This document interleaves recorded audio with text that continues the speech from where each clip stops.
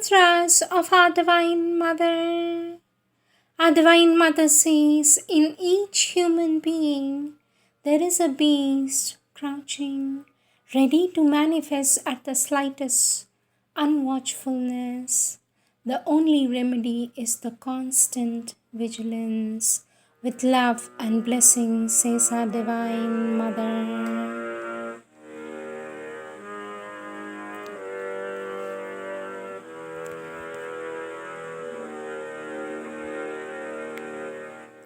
Question. Sweet Mother, will the avatar still need to take birth on earth once the supramental consciousness is firmly established? For this, our Divine Mother says, this question will be easier to answer when the supermind is manifested in the living beings on earth. I had always heard that Sri Aurobindo was the last avatar. Sri Aurobindo is the last avatar, but he is probably the last avatar in a human body. Our Divine Mother says, Sri Aurobindo does not belong to the past, not to the history. Sri Aurobindo is the future, advancing towards its realization. Our Divine Mother says, who can understand Sri Aurobindo?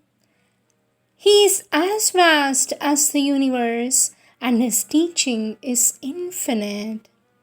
The only way to come a little close to him is to love him sincerely and give oneself unreservedly to his work.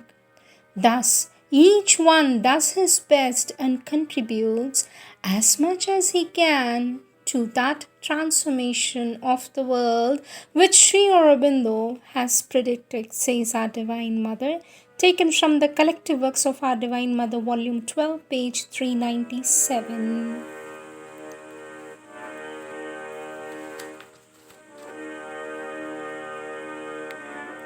Next topic, the Supreme Discovery. These are taken from the early writings of the Divine Mother in 1912. Our Divine Mother says, if we want to progress integrally, we must build within our conscious being a strong and pure mental synthesis which can serve us as a protection against temptations from outside, as a landmark to prevent us from going astray, as a beacon to light our way across the moving ocean of life. Each individual should build up this mental synthesis according to his own tendencies and affinities and aspirations. But if we want it to be truly living and luminous, it must be centered on the idea that is the intellectual representation symbolizing that which is at the center of our being, that which is our life and our light. Our Divine Mother says this idea expressed in sublime words has been taught in various forms by all the great instructors in all lands and all ages. The self of each one and the great universal self are one. Since all that is exists from all eternity in its essence and principle, why make a distinction between the being and its origin, between ourselves and what we place at the beginning? Our Divine Mother says the ancient traditions rightly said, our origin and ourselves, our God and ourselves are one. And this oneness should not be understood merely as more or less close and intimate relationship of union, but as a true identity. Thus, when a man who seeks the divine attempts to reascend by degrees towards the inaccessible, he forgets that all his knowledge and all his intuition cannot take him one step forward in this infinite. Neither does he know that what he wants to attain, what he believes to be so far from him, is within him. For how could he know anything of the origin until he becomes conscious of this origin in himself? It is by understanding himself, by learning to know himself, that he can make the supreme discovery and cry out in wonder, like the patriarch in the Bible, "The house of God is here, and I knew it not." That is why we must express that sublime thought, creatrix of the material worlds, and make known to all the word that fills the heavens and the earth: I am in all things and all beings. Our Divine Mother says, when all shall know this, the promised day of great transfigurations will be at hand, when in each atom of matter men shall recognize the indwelling thought of God, when in each living creature they shall perceive some hint of a gesture of God, when each man can see God in his brother, then dawn will break, dispelling the darkness, the falsehood, the ignorance, the error, the suffering that weigh upon the nature. For all nature suffers and laments as she awaits the revelation of the sons of God. This indeed, says our Divine Mother, this indeed is the central thought epitomizing all others, the thought which should be ever present to our remembrance as the sun that illumines all life. That is why I remind you of it today. For if we follow our path, bearing this thought in our hearts like the rarest jewel, the most precious treasure, if we allow it to do its work of illumination and transfiguration within us, we shall know that it lives in the center of all beings and all things, and in it we shall feel the marvelous oneness of the universe. Our Divine Mother says, then we shall understand the vanity and childishness of our mere satisfactions, our foolish quarrels, our petty passions, our blind indignations. We shall see the dissolution of our little faults, the crumbling of the last entrenchments of our limited personality and our obtuse egoism.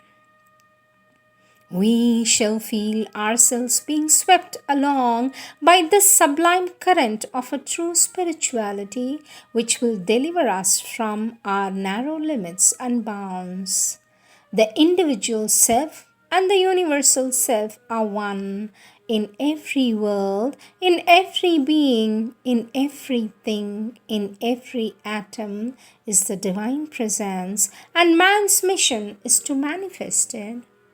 In order to do that, says our Divine Mother, in order to do that, he must become conscious of this divine presence within him. Some individuals must undergo a real apprenticeship in order to achieve this. Their egoistic being is too all-absorbing, too rigid, too conservative, and their struggles against it are long and painful. Others, on the contrary, who are more impersonal, more plastic, more spiritualized, come easily into contact with the inexhaustible divine source of their being. But let us not forget that they too should devote themselves daily, constantly, to a methodical effort of adaptation and transformation, so that nothing within them may ever again obscure the radiance of that pure light.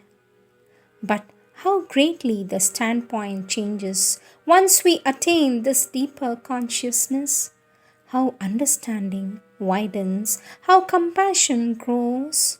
On this a sage has said, I would like each one of us to come to the point where he perceives the inner God who dwells even in the vilest of human beings, instead of condemning him, we would say, "Arise, O resplendent being, arise, thou who art ever pure, who knowest neither birth nor death, arise, Almighty One, and manifest thy nature."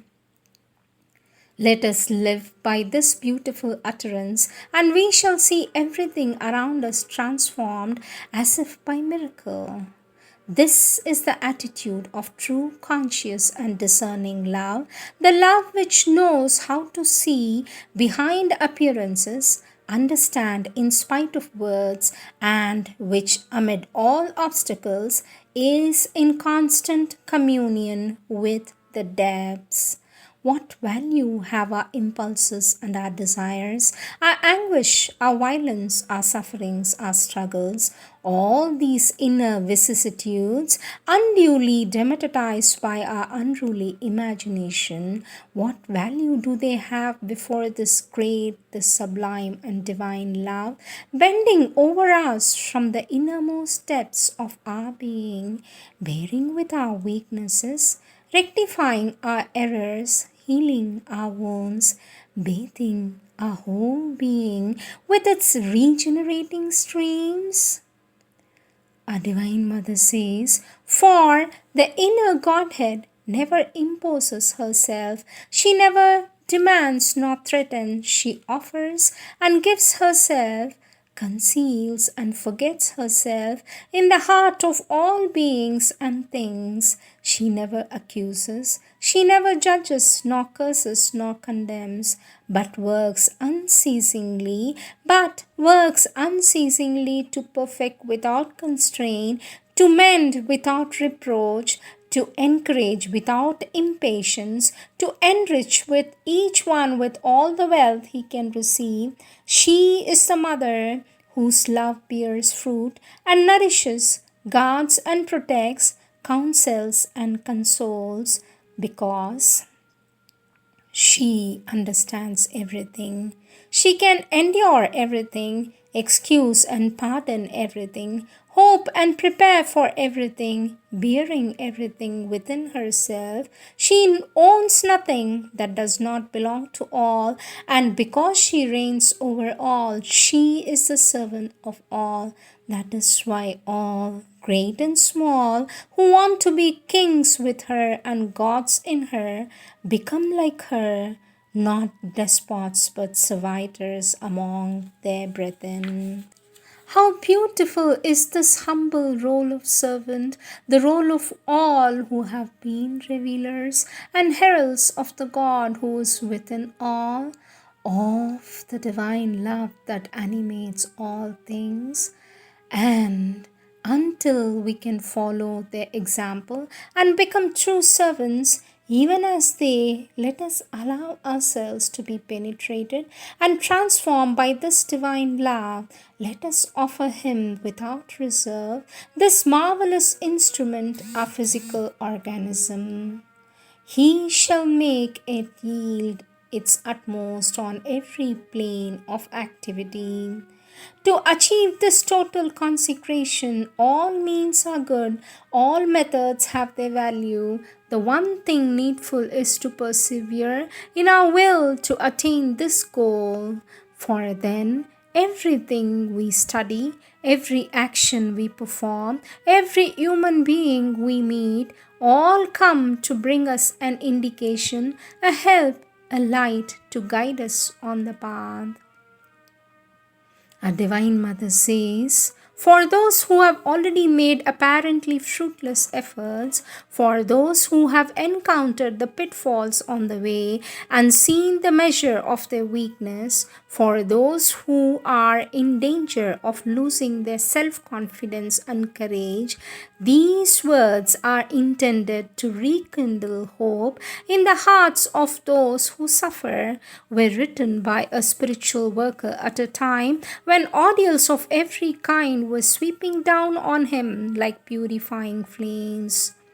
Our Divine Mother says, "You who are weary, downcast, and bruised, you who fall, who think perhaps that you are defeated, hear the voice of a friend. He knows your sorrows, He has shared them. He has suffered like you from the ills of the earth. Like you, He has crossed many deserts under the burden of the day. He has known thirst and hunger, solitude and abandonment, and the cruelest of all wants, the destitution of the heart. Alas, He has known too the hours of doubt, the errors, the faults, the failings, every weakness. Our Divine Mother says, but He tells you, courage, hearken to the lesson that the rising sun brings to the earth with its first ray each morning. It is a lesson of hope, a message of solace. You who weep, who suffer and tremble, who dare not expect an end to your ills and issue to your pangs, behold, there is no night without dawn, and the day is about to break when darkness is thickest. There is no mist that the sun does not dispel, no cloud that it does not kill, no tear that it will not dry one day, no storm that is not followed by its shining triumphant bow. There is no snow that it does not melt, nor winter that it does not change into radiant spring. And for you too, there is no affliction which does not bring its measure of glory, no distress which cannot be transformed into joy, nor defeat into victory, nor downfall into higher ascension, nor solitude into radiating center of life, nor discord into harmony. Sometimes it is a misunderstanding between two minds that compels two hearts to open to mutual communion. Lastly, there is no infinite weakness that cannot be changed into strength, and it is even in supreme weakness that Almightiness chooses to reveal itself. Listen, my child, you who today feel so broken, so fallen perhaps, who have nothing left, nothing to cover your misery and foster your pride, never before have you been so great. How close to the summits is He who awakens in the depths, for the deeper the abyss, the more the heights reveal themselves. Do you know this? That the most sublime forces of the vast seek to array themselves in the most opaque wheels of matter? Oh, the sublime nuptials of the sovereign love with the obscurest plasticities of the shadows yearning with the most royal light. If ordeals or fault has cast you down, if you have sunk into nether depths of suffering, do not grieve, for there indeed the divine love, the supreme blessing can reach you, because you have passed through the crucible of purifying sorrows, the glorious essence are yours. You are in the wilderness, then listen to the voices of the silence. The clamor of flattering words and outer applause has gladdened your ears, but the voices of the silence will gladden your soul and awaken within you the echo of the depths, the chant of divine harmonies. You are walking in the depths of night, then gather the priceless treasures of the night. In bright sunshine, the ways of intelligence are lit, but in the white luminosities of the night lie the hidden paths of perfection, the secret of super spiritual riches. You have been stripped of everything. That is the way towards plenitude. When you have nothing left, everything will be given to you. Because for those who are sincere and true, from the worst always comes the best. Every grain that is sown in the earth produces 1,000. Every wing beat of sorrow can be a soaring towards glory. And when the adversary pursues man relentlessly, everything he does to destroy him only makes him greater.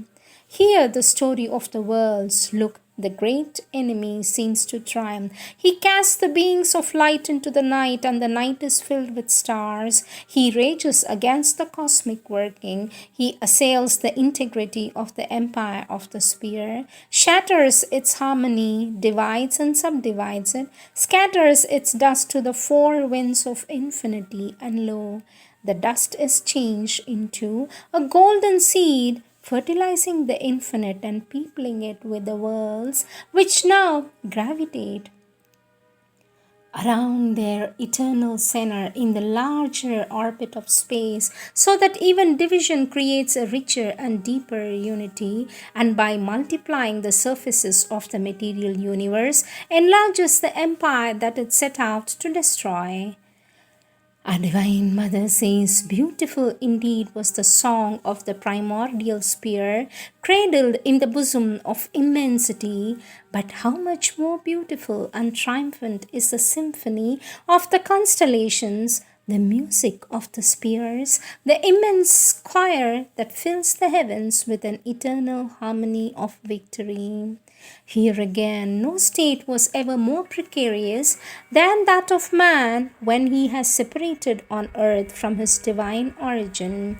Above him stretch the hostile borders of the super, and at his horizon's gates watch jailers armed with flaming swords. Then, since he could climb no more to the source of life, the source arose within him. Since he could no more receive the light from above, the light shone forth at the very center of his being. Our Divine Mother Since says that is how, how, in no this more despised with the and transcendent desolate, love, but that fruitful love and offered blessed itself in a matter, holocaust, each and atom chose each contains terrestrial a divine being, thought, each human each self, being as its dwelling carries place, within and him him, the divine inhabitant. And if no being in all the universe is as frail as man, neither is any as divine as he. In truth, in truth, in humiliation lies the cradle of the glory, says our Divine Mother. These are taken from the collective works of our Divine Mother, Volume 2, page 38.